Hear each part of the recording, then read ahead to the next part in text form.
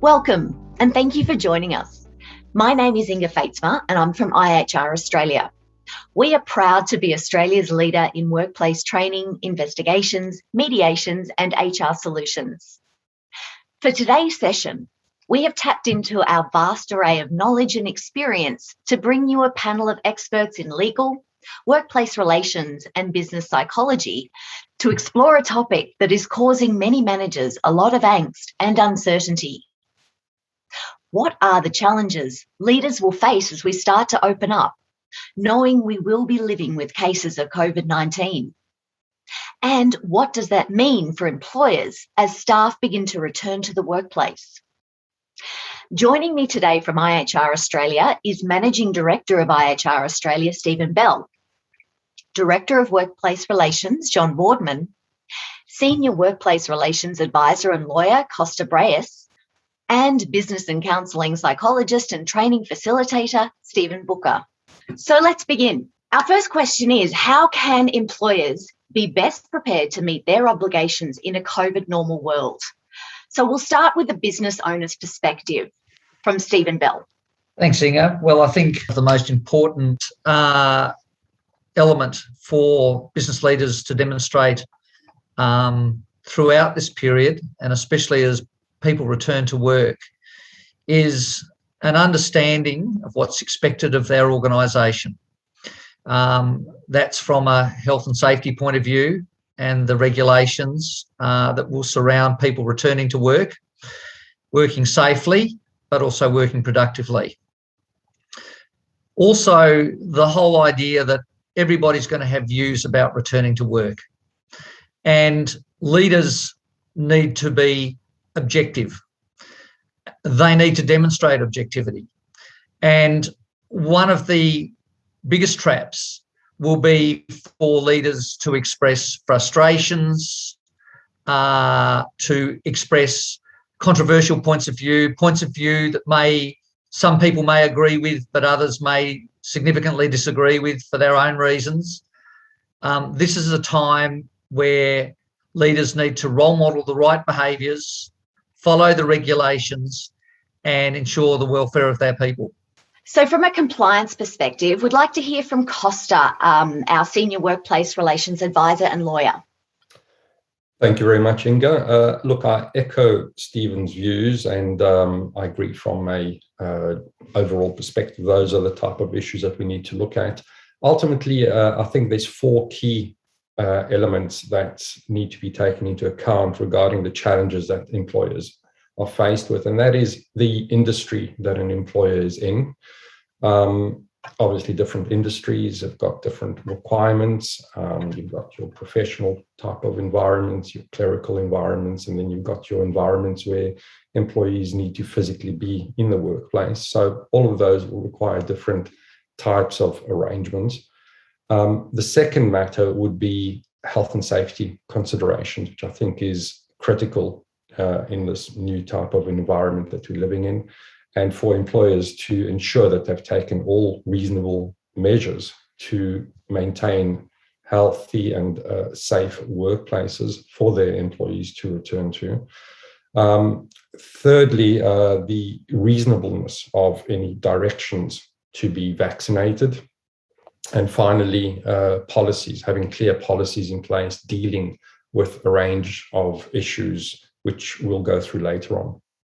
That's great. Thanks so much, Costa. So our Director of Workplace Relations and also expert in investigations, John Boardman, what perspective can you provide? One of the keys to all of this is clearly information. And there's a lot of fear, and fear is best met with good information. So there's going to be a whole lot of information recorded in newspapers. Governments are going to be putting information out. The employers are going to be putting stuff out. No doubt unions will put information out. But employers need to prepare by providing training to staff and reinforcing about workplace behaviour, how to handle grievances and complaints. There's a real danger, in my view, of employees harassing or bullying colleagues who have refused to be vaccinated or perhaps refused to wear PPE or otherwise comply with what they've been asked to do. Now, having robust processes in place for dealing with conflict, including mediation and investigation of complaints, will be critical.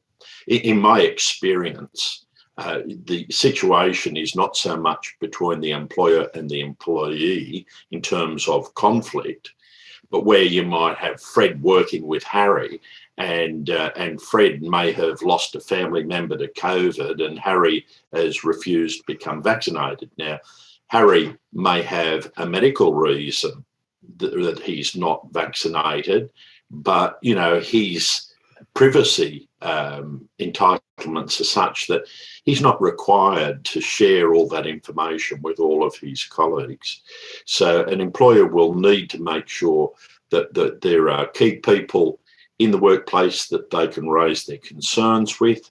And we saw early in the pandemic that people were being accosted at places like Bunnings, and over a period of time, people learnt to, in some regards, mind their own business. And if they wanted to raise it with the shopkeeper, then they could raise it with the shopkeeper. But I think it's that sort of settling down process where those processes, information, and a go-to person who's going to give them some sensible advice will prevent these sorts of blow-ups. I think that we probably understand the spirit of the workplace safety laws, and that the spirit of those laws have been in place for tens of years. But we probably don't at this stage quite understand how they will apply in a period of the tail end of a pandemic, when people are going to be returning to work with all different views, but also with all different status around such matters as vaccination. And it's going to be a very, very tricky time, and a time where organisations are really going to need to seek advice and be well prepared to answer the questions and deal with the conflicts that may occur. Thanks, Stephen. So we will now hear from Stephen Booker, a business and counselling psychologist, from the perspective of how can employers support their staff during this in this new COVID normal environment that we're going to be facing. Thanks, Inga. I think it's true to say that leading people as we're going through a partial or full return to work is probably the biggest change management challenge that most, if not all, leaders and employees have probably faced in their entire working career. And uncertainty driven by the effect of COVID on the workplace has definitely increased and shifted the psychological needs and concerns of employees. Leaders and businesses who expect a return to normal working culture, normal full office employment, normal team dynamics, and who expect full adherence to compliance initiatives, I think are going to be surprised and disappointed. Team success, well-being and performance now, even more than they did in the past, are going to critically depend on leadership's ability to consult with and understand and empathize with individual employee needs and concerns. And as with any significant change, a number of people are going to experience significant anxiety, frustration, and as John's pointed out, conflicts are probably going to arise. People are going to need a lot of information and reassurance. And as with any important change initiative, it's easy to underestimate how important it is that that communication be face-to-face within COVID-safe protocols from people that we trust. So when we're trying to communicate and educate staff about our compliance initiatives, don't place too much reliance on electronic communication. Make sure you have simple, core, repeatable messages about what people need to do to be safe and to comply with the policies, and make sure that those are communicated by people that the employee trusts, usually their immediate manager, people that they work with, their leading hand, etc. And finally, don't make the communication about what people need to do just one way. Don't make it just top down. As with any safety initiatives, have a consultative process where you're actually listening to employees' concerns and feeding back and showing them how the approach you're designing is going to take those concerns into account. Excellent. Thanks so much, Stephen. So we'd now like to have a look at what are some of the key risk mitigation strategies or tactics that can be utilised. And let's have a look at covering the policy area with Costa. Thank you, Inga. So my recommendation would be that employers review their existing policies to ensure that they are adequately clear and cover the new situations that they will be faced with, or ensure that they've got existing policies in place to address that situation. So my focus would be on workplace health and safety policies, flexible working arrangements, mandatory vaccinations, and leave. So those are the 4 key areas that I think employers should be looking at, and often those are interlinked with other existing policies. But starting off with workplace health and safety policies, particularly in Australian legislation, we are required as employers to consult with employees when it comes to reviewing the health and safety obligations within a workplace, and make sure that the measures that we've taken are in fact reasonable and adequate to mitigate any risks. So issues that employers need to look at are obviously protecting employees, but also protecting contractors and their customers, and ensuring that the measures that they have in place, including the workplace environment that employees are expected to work in and customers enter, is in fact safe, particularly from a COVID perspective. Protecting vulnerable employees or workers is of particular importance in that regard. And in that respect, I think employers should consider employees that have got pre-existing illnesses or injuries, which may be adversely affected by COVID, or employees like pregnant employees, given that I understand that the risks that they may face are in fact higher, and ensure that their policies take those issues into account and set out how those type of matters will be addressed. Naturally, systems of work should be reviewed, and practical measures that we all are familiar with by now, such as sanitizers, masks, social distancing, are looked at. But I think a more topical issue is airflow, particularly in office environments. And I think that's becoming an issue that's becoming more and more of a contentious one, because you often have employers leasing premises, and they need to work with landlords when it comes to ensuring that proper ventilation exists in the workplace. And there's various experts who have given recommendations and suggestions about how much airflow needs to go through a particular room in certain time limits, whether or not there's adequate filtration, using measures such as ultraviolet light, for example, or other filtering to limit the exposure of employees and customers to potential risks of the virus. So that is going to be, I think, one of the biggest aspects that employers need to grapple with, given that it's likely to result in significant costs. And that's something that I'm anticipating with time, even governments might need to consider.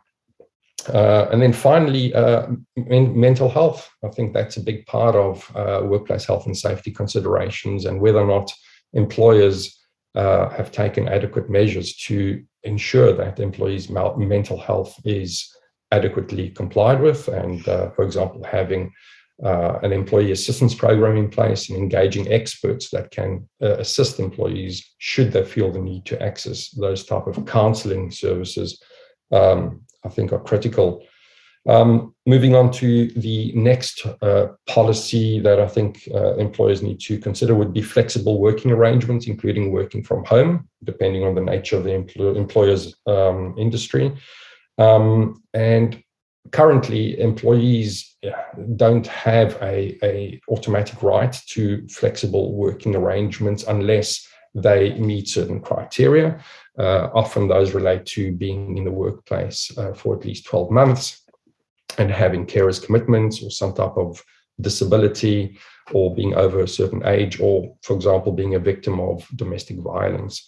And in those circumstances, employers need to make sure that they've got proper policies in place that are able to accommodate those requirements of those employees, whilst at the same time reasonably taking into account the needs of the business. So while employees will have rights in those circumstances, it very much depends on whether or not an employer's business can reasonably accommodate those type of flexible working arrangements. So those are issues that employers, I think, need to look at. Insofar as employees may be working from home, there's additional challenges, such as whether or not the setup in the working from home type of arrangement is safe, and whether or not an employer can monitor an employee's work while they're working from home. There's confidentiality obligations that employers need to address, given that employees working from home will be exposed to confidential information, particularly in professional industries. And then the practical issue of connectivity to others, and how to deal with that. And I can see that new types of managers will be required to deal with those type of issues and ensure that employees that are spread across a wide area have got that ability to connect with one another and feel part of a workplace, as opposed to be feeling that they are individuals working in isolated capacities. Next policy that employers need to consider would be in relation to mandatory vaccinations. And that is also a very contentious issue because, as John Boardman indicated previously, employees do have a right to privacy, but ultimately employers also do have to comply with directions from, for example, the government in the form of public health orders, and also comply with their health and safety obligations. So, in circumstances where an employer in specific industries is required to ensure that their employees are vaccinated, such as aged care or hospital environments, etc., ultimately the needs of the employer and the nature of the work that the employer performs, I think, need to take priority in some circumstances, and where an employee refuses to be vaccinated, they will be obliged to disclose to the employer any medical reasons for their refusal to undertake vaccinations.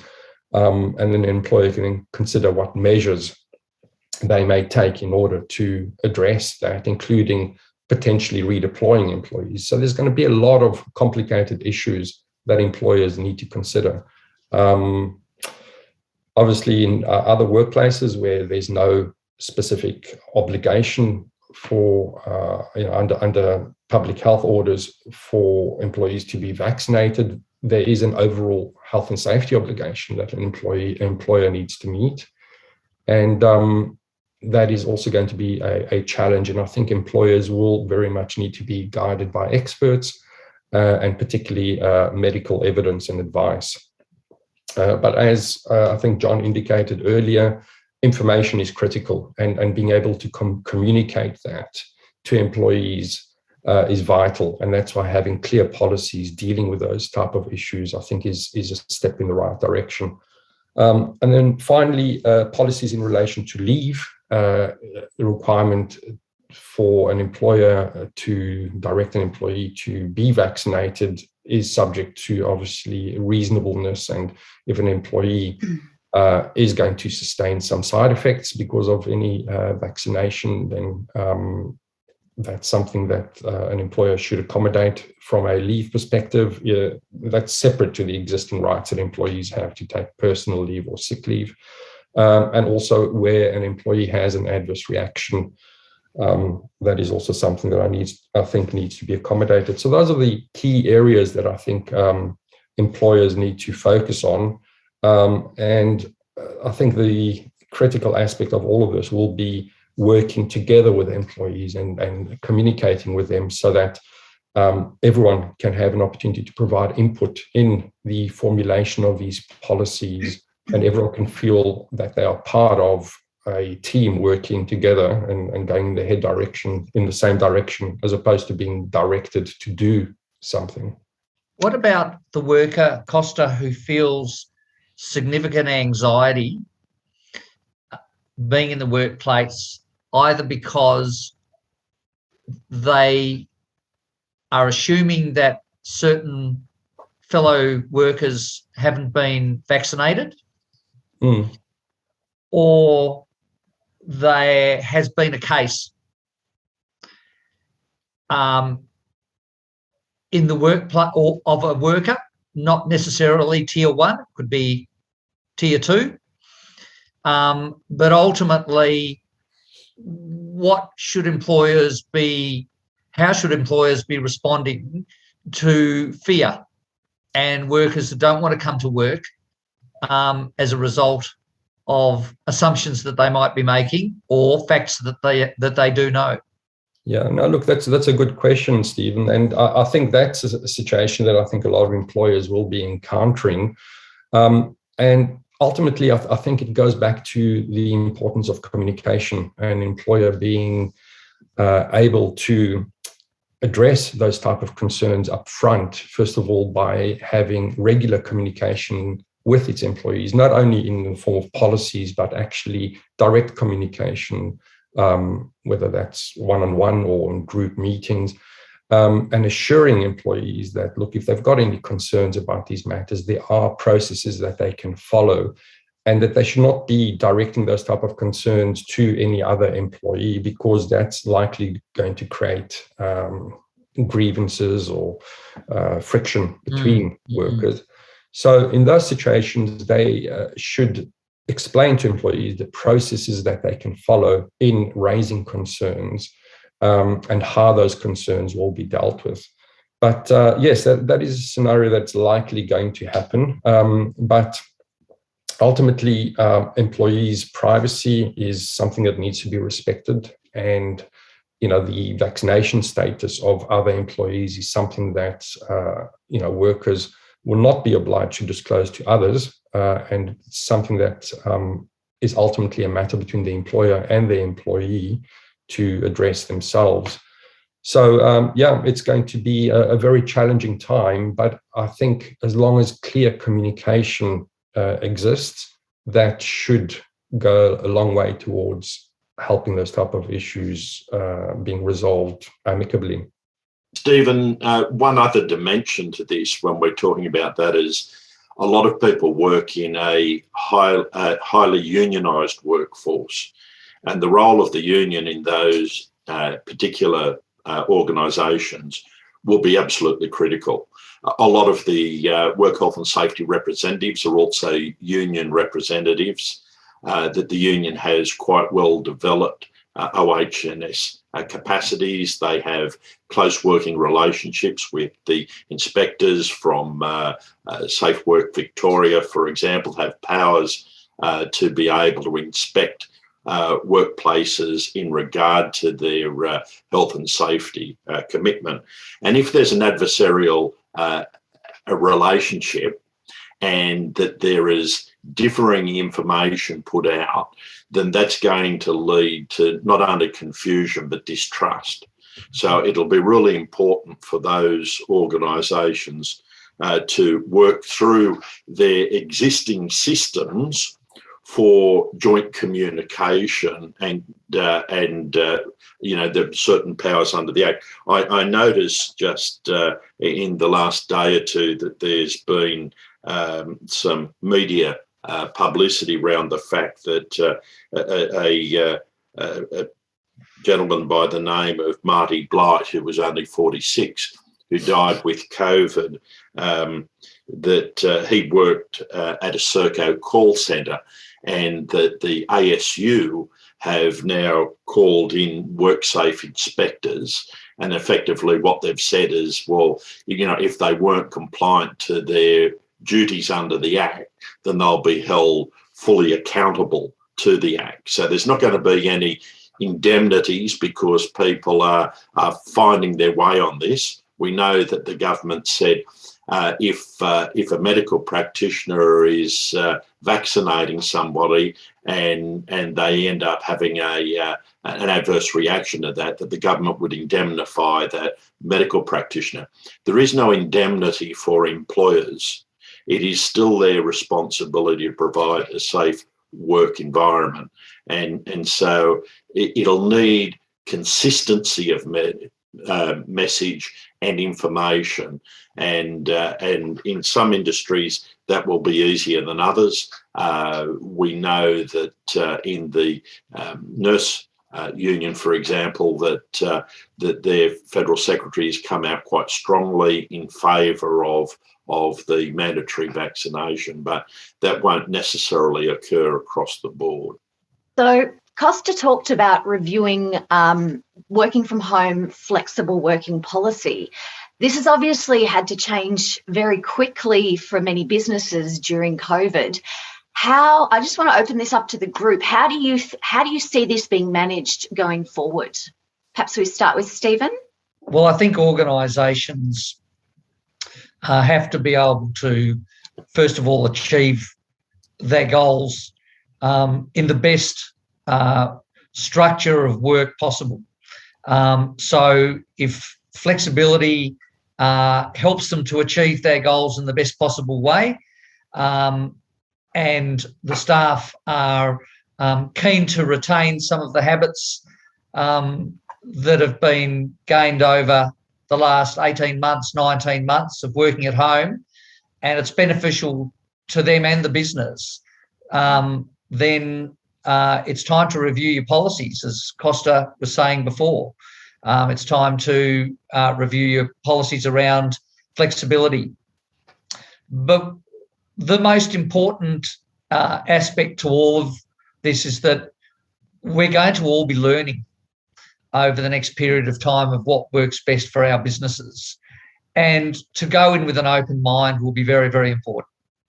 And if I might say, even at a lower level, not just policies, as I think Costa may have indicated, just standard operating procedures. If you're in a production line and you've got to socially distance, or if there are things, then there's a whole lot, all of those things, those standard operating procedures are all documented.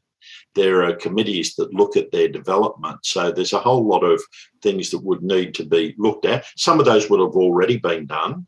And my view is, so that it doesn't overwhelm people, look at what infrastructure and processes you currently have and adapt them.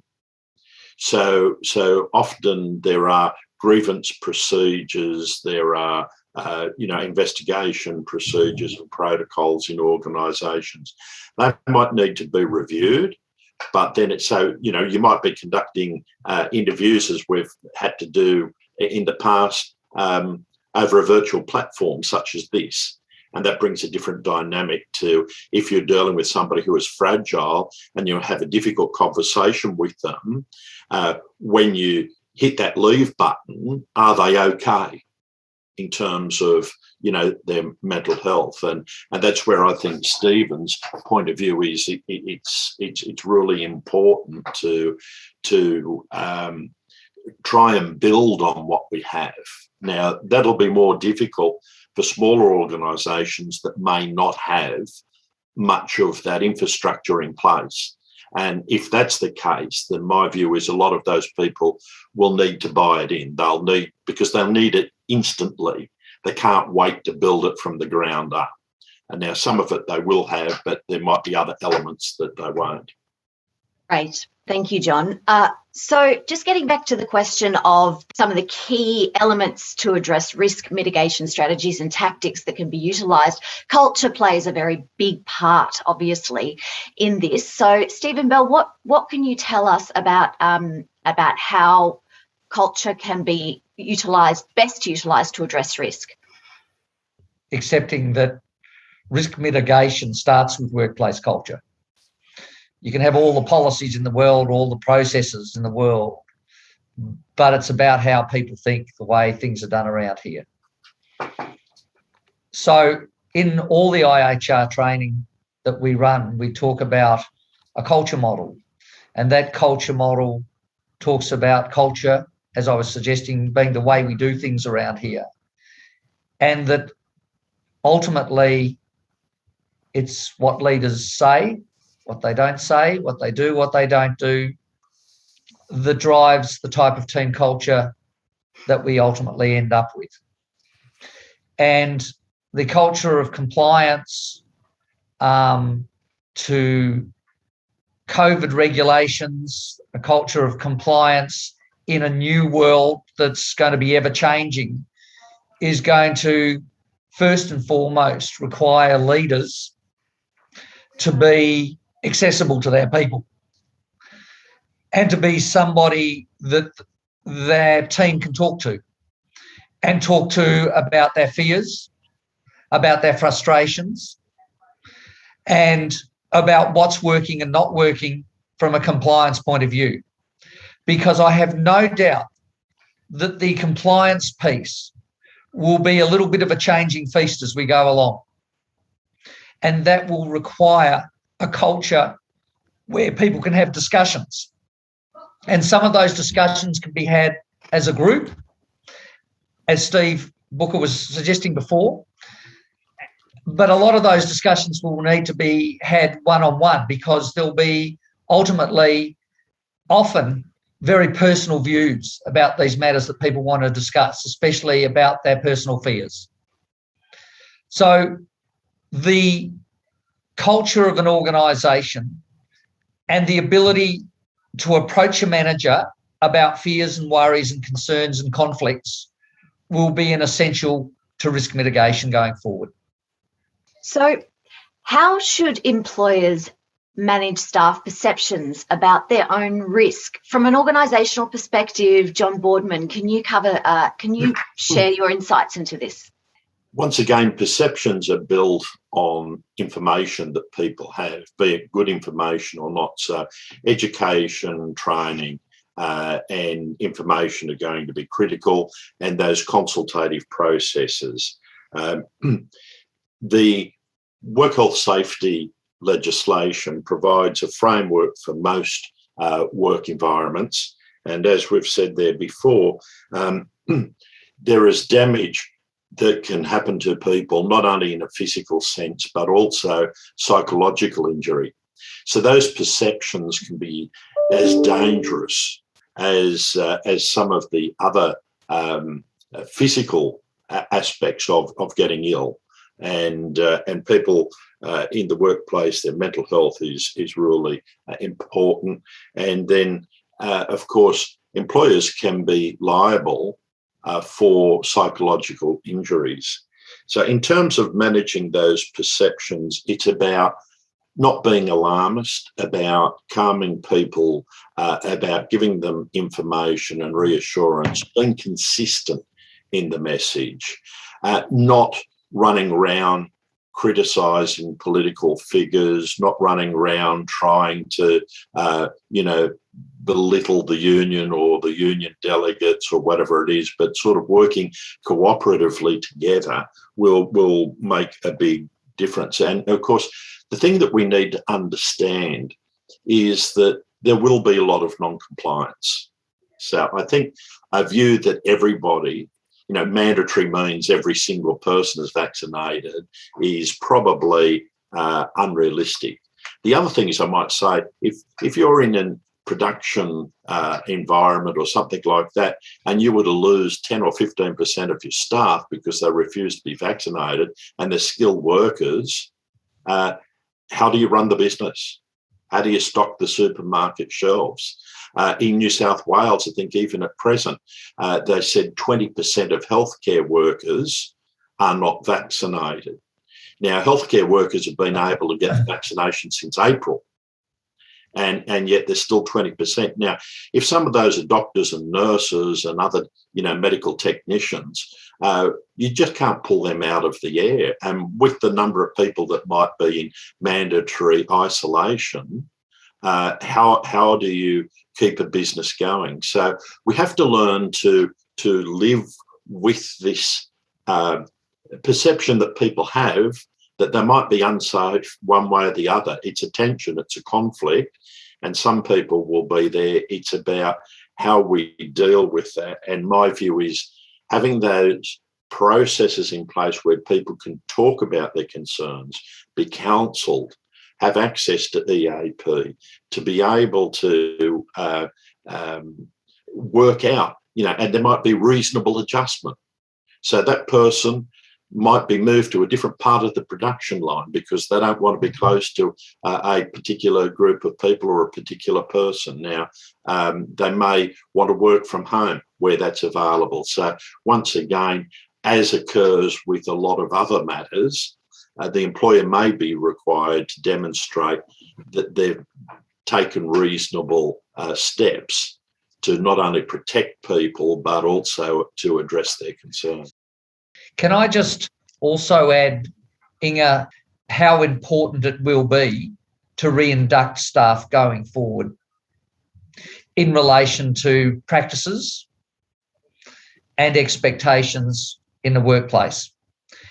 And those expectations may even differ going forward than what they were 12 months ago because the landscape has changed. Since, in particular, you will have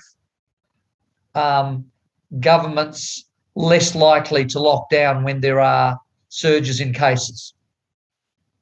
And therefore, self-management and taking responsibility for your team members and your fellow team members and peers will be exceptionally important. And organisations will need to emphasise this in their reinduction of employees.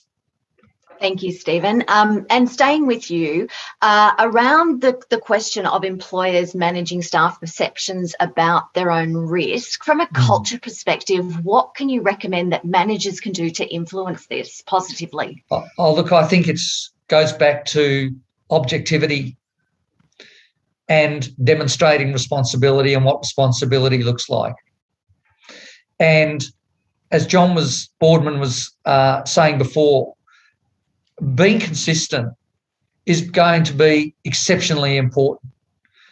But it's about what are we going to be consistent about going forward? What do we need to say to people about if you're not feeling well? What do we need to be saying to people about if one of the team members experiences COVID? What do we need to be saying to team members about work flexibility? And what are going to be the consistencies and inconsistencies around that? So John also made an exceptionally important point, which is that as leaders, we can't be seen to panic and we can't be seen to espousing some political view or anti-government view, anti-opposition view, anti-union view, whatever our thoughts are, because workplaces are a place that people with all beliefs and views should be able to come and feel safe. And if their leader is taking strong positions on particular matters, that's a very dangerous game to play in the current situation. Stephen, if I might just say, that goes to the heart of what organisations put in place to drive their whole organisation, and that's their values. So if you've got a respect value where you respect a person, right, front and centre, if for whatever reason they're fearful, then the way in which we treat that and their feelings with respect will drive all of those other things, the policies, the procedures, whether we grant leave or don't grant leave, whether we let them work from home or don't let them work from home. And you have a whole range, most organisations have their policies to test each of these issues against that. What sort of organisation do we want to be? You know, how do we want to be placed? Like, for example, when, you know, the practical application, I've got 2 applicants for a job. One's been vaccinated and the other hasn't. Do I make that a selection criteria? Is that unlawful? Well, at present, no, it's not, because it's not a defined attribute. However, what if the reason they haven't had that vaccination is because of a religious belief? Then it may be. But generally speaking, it's about how we treat people and how we deal with their concerns. There's plenty of people that have had concerns in the past that might be imagined. It might be not necessarily frivolous. It may be that because of their background, they may have been abused as a child. They may have been through an abusive relationship. They might have had all sorts of, you know, they might have been a refugee and sort of lived through civil war. All of those sorts of things can impact on us and our perceptions of authority and trust and all those sorts of things. So we need to be mindful of those things. And even though the reaction might not be the standard or normal response, doesn't necessarily mean that there's not some validity to it and that they might not need special attention. I don't know your views on that, Stephen. You're probably far more qualified to speak on that than me. Stephen Booker, around addressing those staff concerns around risk, what can you tell us about that?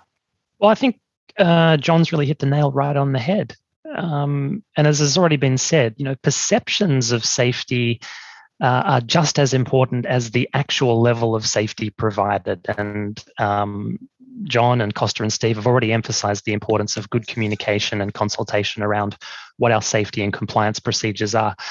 In terms of managing staff concerns, I think one important point is don't assume that everybody has the same concerns. Don't assume that everybody is going to react the same way. It's also really important that leaders don't try to dismiss or make light of the concerns. We should try to do the opposite, which is we should normalize the concerns. We should recognize that there are risks. We should be honest about the level of those risks and clear about what we're doing to mitigate them. In terms of the cultural points that Steve Bell's made, again, great points. And one of the things we talk about in our how to respond to mental ill health training at iHR is that effective leaders, acknowledge the stress and anxiety that both employees may be feeling, or some may be feeling, but also that they as a leader may be feeling. Good emotional intelligence is not about being a robot with no emotions and no concerns and no stress. It's about recognizing that at times we do have stress, but reassuring and affirming to our team, both through what we say, but through our actions, that we can get through this. This is not our first stressful situation. We've handled challenging things before. We have come through them, and we can do it again. So effective leaders acknowledge the stress, but they have confidence in their teams. Previous psychological research on how people experience return to work following major traumatic events shows, firstly, as you would expect, that people suffer a dip in often performance, engagement, communication, and morale. But secondly, that dip can be most effectively minimized where people are given the opportunity to mentally prepare for the return to work and what it's going to be like before they actually get back. Now, Steve Bell made the critical point about the importance of creating some reinduction processes. And I just want to expand on that because it's absolutely critical. So let's talk about what would that look like. Previously, it's been shown to be effective if you give employees a mental vision of what it's going to be like when they come back to work. So if you have the resources to do it, not every organization will, but it would be great to do maybe some video tours of walking around the office and showing employees this is what any physical infrastructure changes we have in the office might look like. Are we putting screens in place? Are we separating desks? Are we separating production lines? Or maybe before people actually start full or part-time back at work, we might bring them in for induction visits where they actually get to have a look at any compliance changes or physical infrastructure changes or even team changes that we're doing. So having some sort of formalized reintroduction to the workplace process, I think, is really important. It's also really important to not expect people to just snap back to pre-COVID normal in terms of working. I think, leaders need to huddle with their teams and spend some time acknowledging what a crazy, difficult period it has been and that we've been through. Focus on helping the team talk about, what our successes and challenges have been in the remote environment or partially remote environment, and what learnings we've had and how we can apply those to help this transition go as smoothly as possible going forward. The other thing I think that's really important is whenever people encounter anxiety or uncertainty, one thing that really helps them cope with that is stable, consistent routines. And so from a work point of view, it means that particularly when people first come back, I want to make sure everybody has a really clear idea of what their job is, what their objectives are, who their stakeholders are, how the work that they do contributes to their team's success, their functional area or department's success, and the whole company's success. It's easy to assume everybody knows that, but it's always a good idea to recommunicate it and confirm it. Finally, I just wanted to talk about what a good leadership mindset is for helping people cope with perceptions of risk.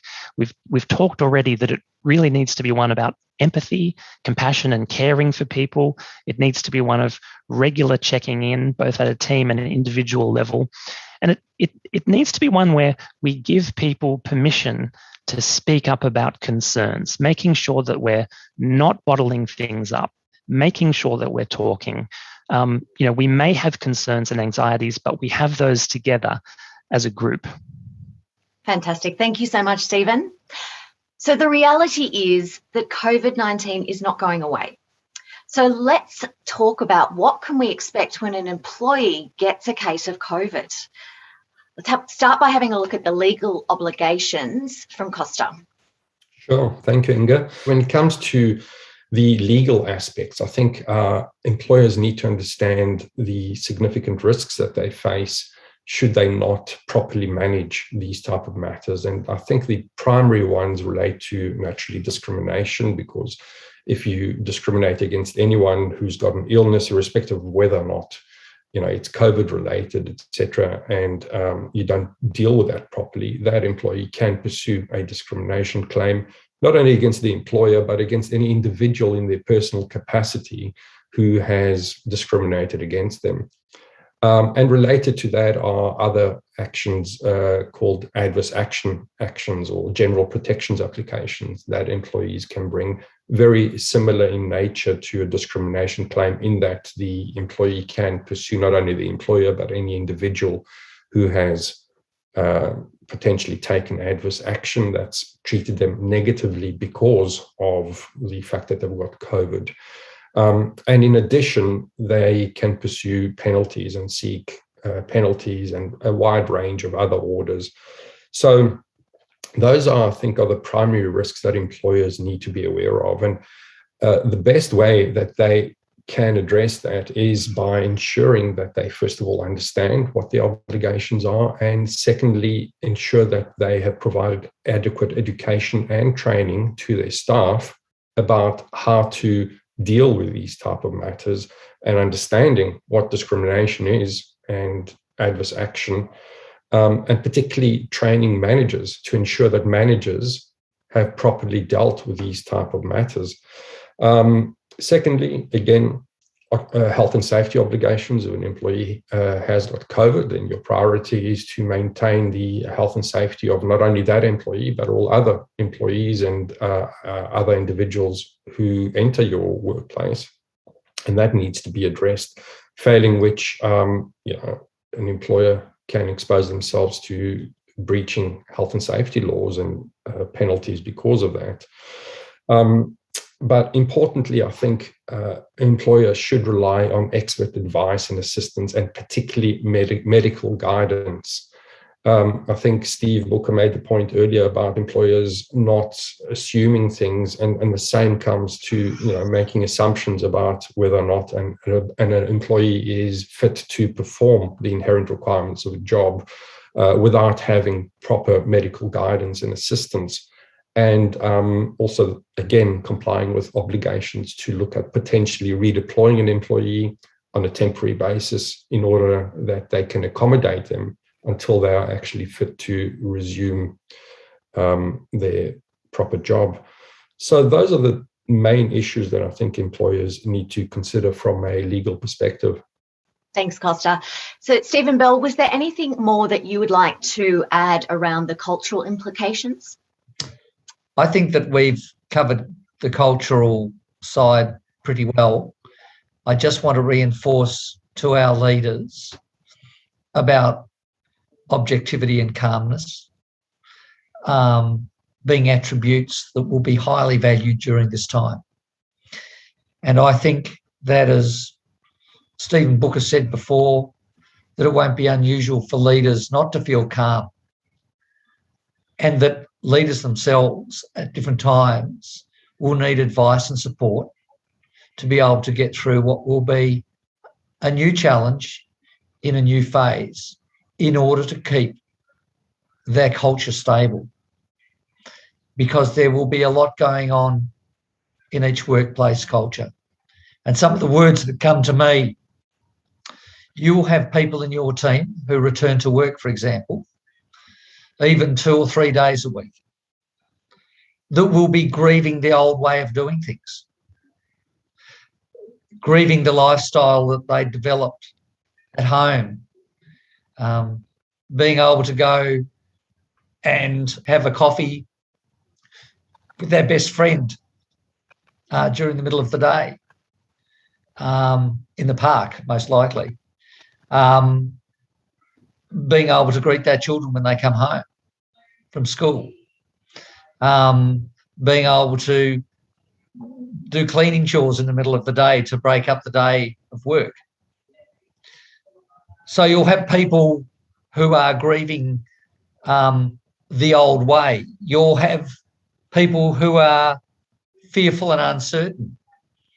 And then you'll have people who are relieved, confident, with a certain level of bravado that might actually be a little offensive to those who are feeling fearful.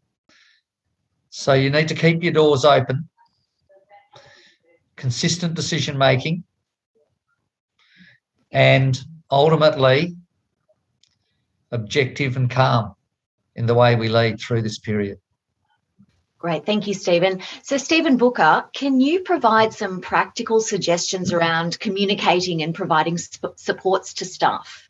Yeah, absolutely. Particularly when we begin to see cases of COVID, emerging in the workplace, or colleagues catch it outside of the workplace, and there's questions about return to work. It's really normal that we're going to see anxieties and fears and concerns exacerbate, particularly with some employees. As we've already said, not everyone's going to react the same way. So some of the principles that we already have for what we call in psychology critical incident debriefing are absolutely applicable here.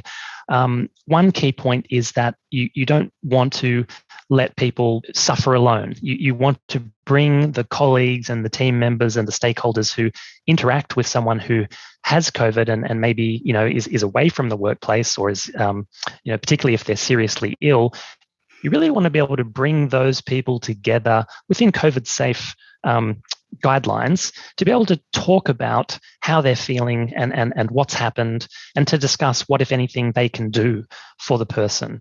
The worst thing you can do is let people bottle it up in isolation, and then the rumour mill begins to spin out of control. And as we know from other critical incidents pre-COVID, safety breaches, injuries, major accidents at workplaces, that rumour mill spinning out of control without opportunities for people to debrief and to almost grieve was the right word that Steve used. And it's similar to a grieving process, even where someone hasn't passed away. When that opportunity is not provided, you really see a big dip in engagement and often in performance. So a lot of those critical incident debriefing processes are still really important. Normalizing reactions and concerns is really important. Like we said before, not trying to sweep it under the carpet, but recognizing that fear, that anger, that concern, that sadness are normal human reactions for many people to these kind of situations. I guess it's also important to look for any signs of mental ill health. And again, in our iHR training on responding to mental ill health, we talk about at a high level, we're not here as managers and leaders to play psychologist. We're not here to try to diagnose whether somebody has a mental ill health condition or not. There's obviously a lot of legal and cultural risks for overstepping the boundary from employer, from leader into mental health professional. What we're really on the lookout for is changes in an individual's normal pattern of communication or performance, or just the way that they're typically like. For example, we may have a really extroverted, friendly salesperson who always participates in team meetings and shares their view, who now is becoming very isolated, very withdrawn. Or we may have the opposite. There may be someone who's usually a bit more reserved and controlled and keeps their guard up a bit more naturally, and all of a sudden they're becoming very, very flamboyant and impulsive. Those behavioral changes don't of themselves necessarily mean somebody has a mental ill health condition. They could just be having a bad day. And again, it's not our job to know the difference. But really, when we're seeing those changes, it's just about having that "are you okay" conversation, which in our training, we talk a lot about practical skills for managers, how to do that. And we actually have some great professional actors who role play various scenarios and allow our participants to actually practice the skills and develop them. And I guess the final thing I'd like to say is that, as with any crisis or uncertainty, it's important to understand that one of the things that can help people the most is rhythm and structure and routine.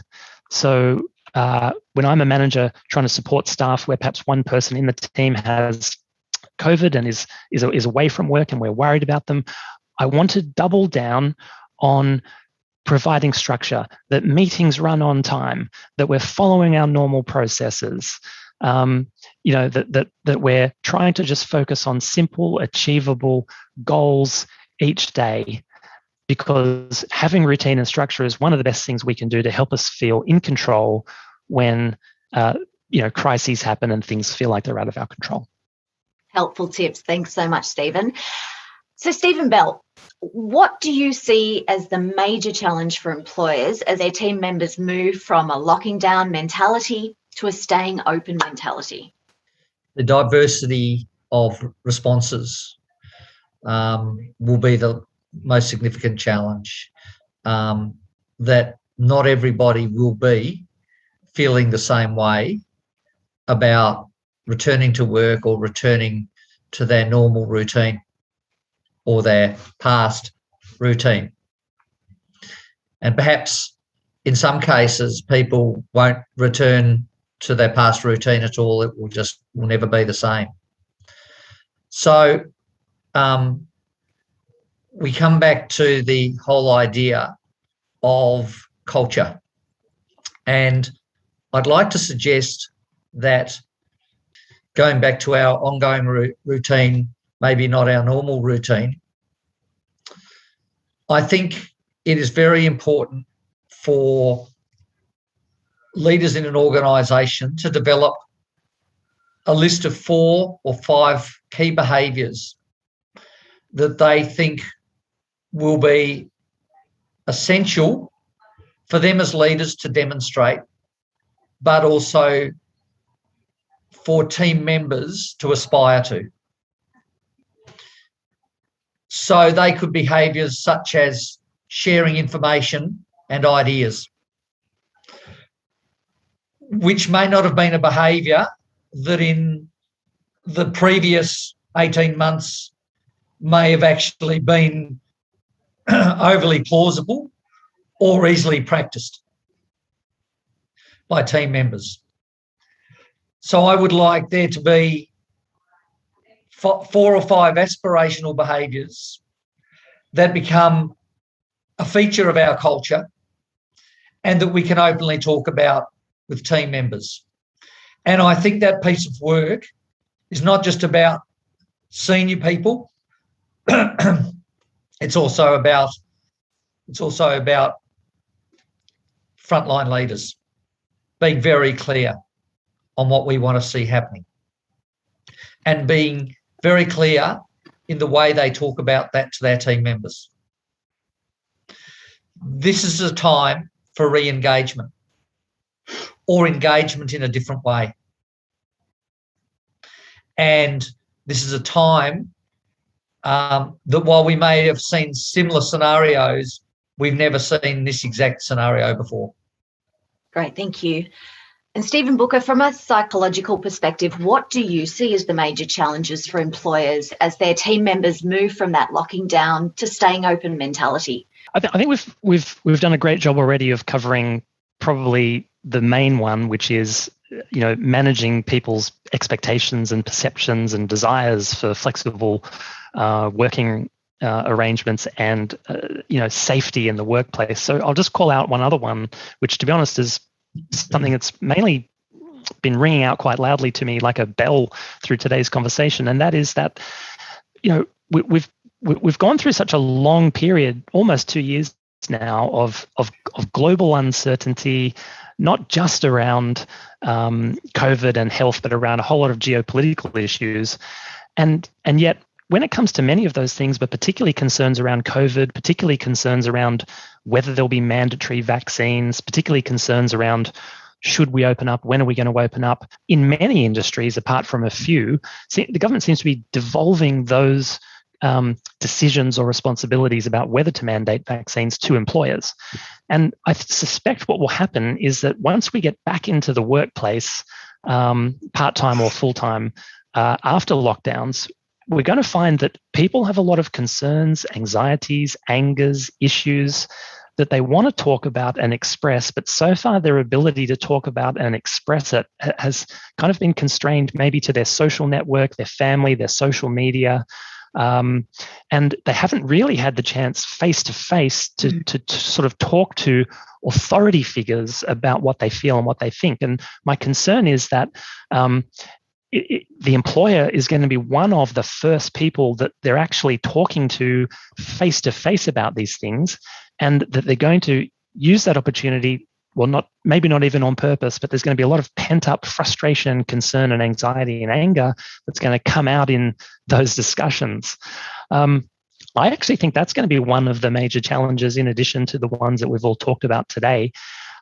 It's actually kind of hard to know what the solution to that is, although I suspect it's probably a lot about listening. I suspect it's probably a lot about empathizing. I suspect it's probably a lot about knowing which of those issues the employer really is or needs to be responsible for, and as has been said already by Steve, not wading in to the political or the scientific debates that are kind of beyond our obligation as employers to be in, because as has already been said, the workplace needs to be a respectful place for everybody, and there will be really different views. So I don't really have a great answer to that, but I do think it's one of the major challenges. Definitely food for thought. So before we finish up, I'd just like to do a quick whip around the room to get final thoughts from the group. So let's start with you, Costa. Do you have any final comments? Look, yes, Inga, I think a lot of employers are keen to get back to work and, for them to obviously make up for lost profits and, go to business as usual approach. And I think if employers adopt that approach, they're going to be faced with difficulties because they wouldn't have then focused on their key asset, and that is their workers and their workforce, and not taking those initial measures to communicate with employees and establish trust with their workers that they are going to do everything they can to reasonably accommodate workers in this new world that we find ourselves in, could, I think, backfire on employers that just want to go back and conduct business as usual, or adopt that type of approach. So I think that's a key message that I would convey to employers. And ultimately, if there's employers that don't really have the resources to do that, to engage support, whether that's experts in HR, medicine, legal areas, to assist them with those issues. Because if they don't address those issues at the ground level, they're likely to become worse in the long run. Thanks, Costa. Let's go to John Boardman now and get any final comments. Yes, look, I often say that if people don't trust the internal systems, they'll take it externally. And if employers aren't prepared, then things can turn pear-shaped very quickly. So what will happen in any workforce, there'll be those people that are opinionated, those people that might be difficult to manage, people that quite openly express their opinion on anything and everything. And what tends to happen, if there is no strong management or direction, then it tends to find its own level. So the leader, there was always leaders. It's just that they might be the person that you don't want to be in control of the workforce. And, there was, when I worked many years ago back in the maritime stevedoring industry, there was an old expression that, left to their own devices, some people catch and kill their own. And what happens is that if there's no leadership from management and there's conflict in the workplace, then employees will deal with that themselves by trying to ostracize and to make people feel uncomfortable, to either try and make them compliant or otherwise get them to leave. And that will lead to massive workplace conflict. And once again, if you're reactive, you'll just spend a lot of time dealing with a lot of disputes and a lot of investigations, rather than having a more strategic approach where that conflict is addressed before it's allowed to bubble over and present as a major case of workplace victimisation or harassment. Thanks so much there, John. Stephen Booker? When you look historically at pandemics, they have a trend whereby they tend to shine the light on and exacerbate existing inequities or problems in societies. And I suspect this pandemic is not going to be any different. In fact, it's already been proven to not be any different. And I suspect the relevance of that to the workplace is that it's really going to shine the light on whether, particularly what we might call some of those old-fashioned workplace cultures that are around positional authority. You do what I tell you to do because I'm the leader. I suspect those cultures are particularly going to be very brittle and not resilient to the new way of working in the post-COVID environment. So in a course that we've recently introduced in iHR Australia called Resilient Leadership in the Post-COVID World, we really talk about what is this new leadership style that leaders need to adopt to best manage people, both working remotely, but also returning to work following lockdowns and that kind of thing. And as we've basically been saying today, that is around empathy, it's around communication, it's around care and support. I think that's the bottom line for me. Great. Thanks so much. And let's finish off with Stephen Bell. Well, let me talk at the business owner level for a moment. It is time to review and refocus the mission and objectives of your business in the context of the world that we live in today. And I think that everybody here today would agree that we need to keep it realistic. As an entrepreneur, I would be the first person to be guilty of not always being realistic about what's possible in the circumstances, because I'm always searching for the best, the highest, the most original opportunity. This may not be the time for that right now for everybody. There'll be some businesses or organisations where doing something totally original, amazing will be, this is your time. But for a lot of organisations out there right now, this is about recalibrating your organisation and remembering that if you set too far ahead, objectives that are too far ahead, you're going to find yourself disappointed because we just don't know what we're in store for the next 18 months. So reacquaint yourself with your mission and your key business objectives. Thank you, Stephen, and thank you, everybody, for today. It was certainly an extremely robust and fascinating conversation. And thank you for joining us today. If you have any questions about any of the topics we've covered, please send the iHR Australia team an email at info@ihraustralia.com. Now, if you would like to watch today's webinar again or share it with your colleagues who weren't able to attend, we will send you the link to the recording later this week. And we will also upload it onto our YouTube page. Thank you again for joining us.